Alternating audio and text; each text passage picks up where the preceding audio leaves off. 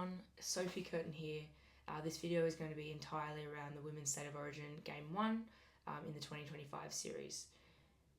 This is filmed after the fact. I didn't get the chance to film it beforehand, but I've got a heap of notes in front of me, so I don't think I'm going to miss anything. We're going to be discussing the squad, my predictions that I had beforehand, the result, and then obviously just my additional comments on all of the above. Game 2 will be held tomorrow night, so the 15th of May. I think it's around 7:30 or 7:45 kickoff in Sydney this time. Game 1 was held in Suncorp in Queensland, which was, I guess, even better that we got a New South Wales win. So we'll get started, I guess, on kind of the squad and the breakdown and what I thought was going to happen versus what actually happened. So it was a little bit different to what I personally would have selected. However, I guess majority of it was pretty predictable. We did have a few key players that were out due to either injury or pregnancy. So, we were missing a couple of our middles with Millie Elliott and Caitlin Johnson, both to pregnancy, and which both have obviously played in Origin the last few years pretty consistently. And are obviously, quite high profile players. I thought Abby deserved to be in the squad. She's obviously had, a couple of really good seasons in NRLW at fullback for Parramatta. So congrats to her and the 3 other debutantes in the first game. And then also, I thought that having Emma Vernon, I believe her last name is now, was an interesting selection at 14. However, we'll go through that in a little bit more detail later. I guess kind of going into my predictions for the game, based on the team list alone prior. I wasn't sure of what the result was going to be, only on the fact that I knew that New South Wales was missing a few key middles, and I guess uncertainty in the halves pairing. Again, this was kind of before the squad was announced, and then even once it was announced, it was, it's a new halves pairing. I don't believe they've ever played together before in that capacity, so I was interested to see how they were going to work, and who was kind of, going to dominate and control the game. And then also, outside of the Jillaroos English clash, none of those girls have played footy for 6 months. And so, I wasn't expecting it to be the best quality game. Obviously it's still a high quality, it's still a great result, it was still a great game and a great competition. But yeah, I guess just the fact that Women's Rugby League has, a 6 months hiatus basically in the off season. So although they've been training and in camp and things like that, and they obviously were in a lot of them were in the Jillaroos camp as well, it's not the same. Nothing can replicate game fitness, unfortunately. As hard as you do train, sometimes it's just not enough. And obviously, I guess Origin being the pinnacle that it is, it's obviously quite a high intensity and quite a tough game. Initially, I had New South Wales to win, I believe it was 16-12, and I had Chapo as an anytime try scorer. And then I think my twin sister had New South Wales win. I can't remember the score predictions, but she had Abby Church anytime try scorer. So in terms of the result, obviously now knowing that this is after the fact, New South Wales had a convincing win against Queensland. It was 14-12 at halftime, and then at the end of the game, it was 32-12 New South Wales way. I guess in terms of interesting things that kind of happened throughout the game, I'm going to comment on the tries. So the New South Wales tries were, I guess, kind of pretty standard, outside of one particular try that I would like to kind of bring up that I thought was really good. Isabel Kelly's catch pass for Jamie Frassard for her first try in the left corner was super impressive. I remember watching it and I nearly jumped out of my seat at how impressive it was. Kind of Abby dug into the line and kind of poked her head through and was able to get a pass away to Isabel Kelly, and as she's falling, she's able to do a quick catch and pass. I guess obviously as she's falling in the air, straight into Frassard's hands as she goes over in the corner for a try on debut, which is super cool. And then also there was a nice try in the first half from Queensland with a good kick and contest from the Queensland outside backs. I guess that's kind of one of the downsides to having a shorter fullback. I love Abby, and I think she's a great player, and I definitely think she deserved that opportunity. But I guess just kind of the no contest, and then also being a little bit shorter as well. Queensland were able to get away with a really good try on the back of that. But as I said, obviously it was close at half time, but then going into full time, New South Wales kind of came out swinging, which is really good. So in terms of, I guess, Queensland's performance, obviously I don't want to comment too much on them. This is more about, I guess, New South Wales coming out quite strong in the second half. But I was genuinely surprised by Queensland's performance, and I was a little bit surprised by their squad as well. I think they really missed kind of some size in the middle, and I thought Ali wasn't as involved as she normally is, particularly, I guess kind of being one of the most, if not the most experienced player in that squad, and then in the spine as well. Even if she does kind of bounce into that lock position, she's still obviously, quite knowledgeable and quite involved in the game. I thought she kind of disappeared a little bit, and I think Robinson kind of led their outside back carries at a yardage, which obviously she's, quite strong and quite fast and quite athletic. So I wasn't surprised by that at all. But yeah, I was surprised, I guess, at the lack of meterage up the field from Queensland. It seemed to be quite limited, and as I said, I felt like Ali kind of disappeared a little bit. And again, this is not a criticism, these are just purely my comments and my observations. So they were just things that I noticed, and I'm sure that they will address going into the second game. In terms of, I guess, my comments on the New South Wales performance in games, I thought it was really interesting that they had Southwell doing all of the fifth tackle options.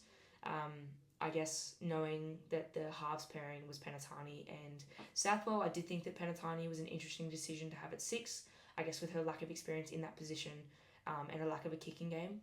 Obviously she's a great player, amazing centre, super experienced and super competitive as well. I just thought it was an interesting decision to have her in the 6 when I know that there were other halves that were in the squad. And I guess sometimes you need to make those decisions when you know that person needs to be in the squad. And again, I'm not involved in the squad or the camp, so I have no idea who's carrying what injuries and obviously and how they're training and things like that. But I just thought it was an interesting pairing, and that I thought it was quite odd that Queensland didn't shut Hannah Southwell down as much as they probably should have, particularly on last tackle, knowing that she was really the only kicker.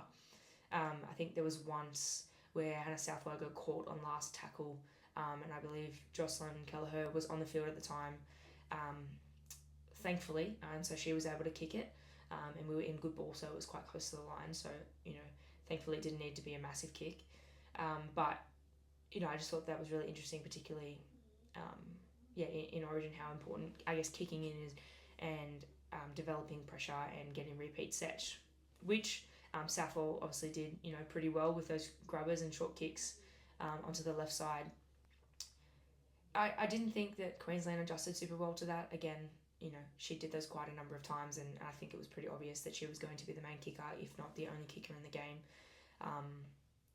But again, that's probably on the back of those quick play the balls and I guess the fast ruck and the wide service from Keely Davis, that they were able to get those kicks through, and probably some of the inexperience and the outside backs from the Queensland squad, with a lot of the younger players. But again, I think Queensland played really well. There were obviously a couple of I guess drop balls kind of coming up the field and into good ball where they just seemed a little bit frantic and frazzled. But again, they haven't played in so long. It's a new squad. Combinations can only be built, so much in a week-long camp, and training once a week or whatever it is in the lead up to the camp. So, again, no judgment from me. It happens. I understand. I play rugby league as well and understand that you get tired, and shit just doesn't always go right, unfortunately. But just again, another comment, it was kind of those long passes from Keely to Liv Koenig, who was playing lock. Some of them hit the ground, or when Liv was going out the back for a tail option, they were going to ground as well, or they weren't the greatest pass. So I don't know if that was kind of the tail running too wide, or if they just the service just wasn't as good as it could have been. But then again, we saw on the back of, I guess, good shift that they were able to score in the corner on multiple occasions. So they can definitely do it.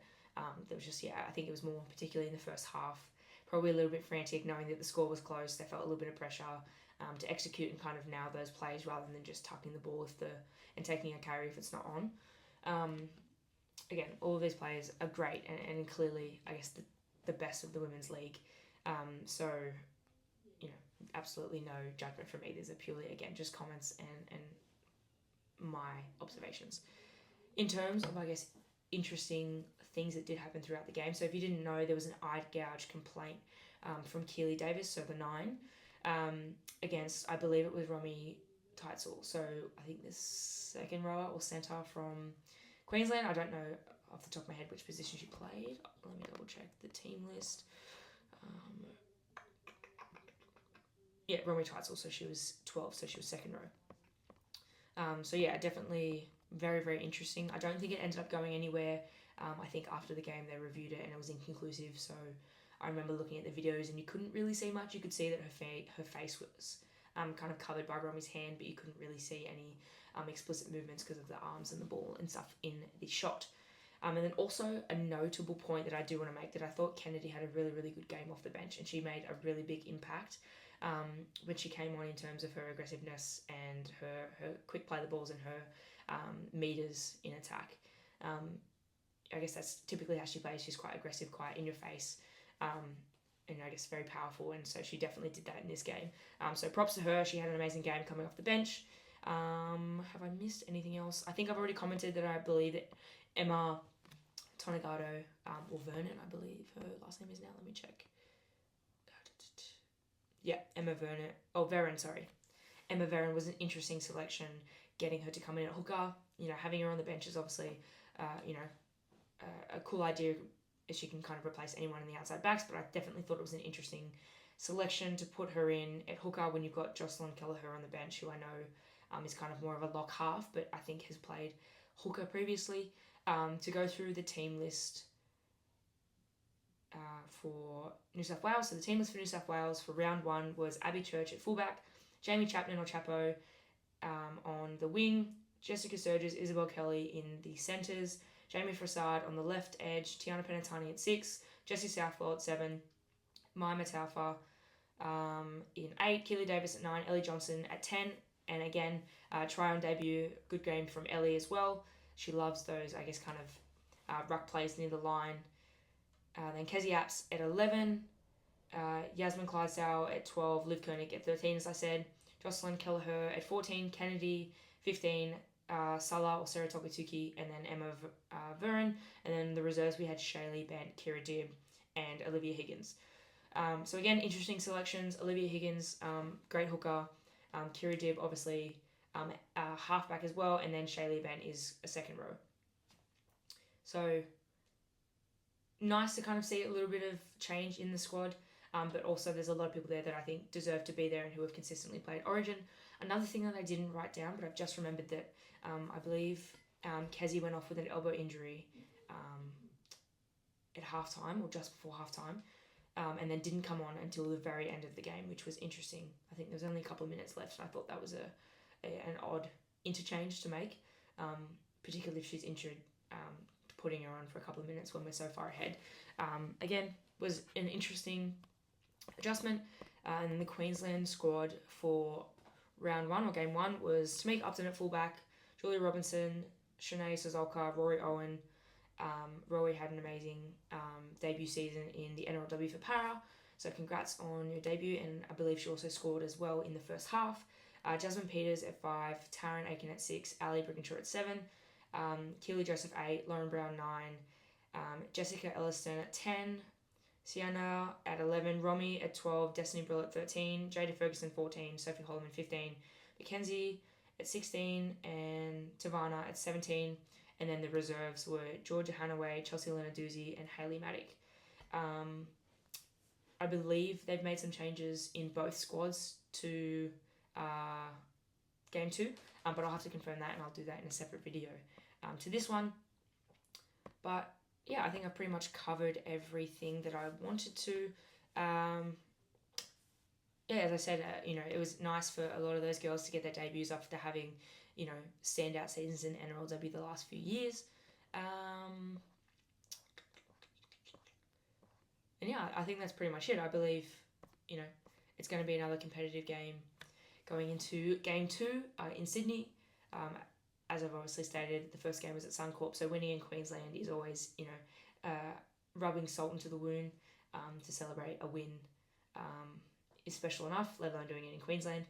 So hopefully we are able to back it up and I guess win the series in game 2 in Sydney. On Thursday night, I go into camp for New South Wales tomorrow morning, and so I believe there's a chance we might be going to the women's game in the evening, so that would be really cool if we get to go. If we do, I'll definitely be taking some videos. If not, I'm sure we'll all be huddled around a TV to watch the women's game together, and hopefully take that energy and that confidence going into our game on Sunday at North Sydney Oval take that energy into our game on Sunday, the 18th of May at 11 a.m. In North Sydney at the famous North Sydney Oval.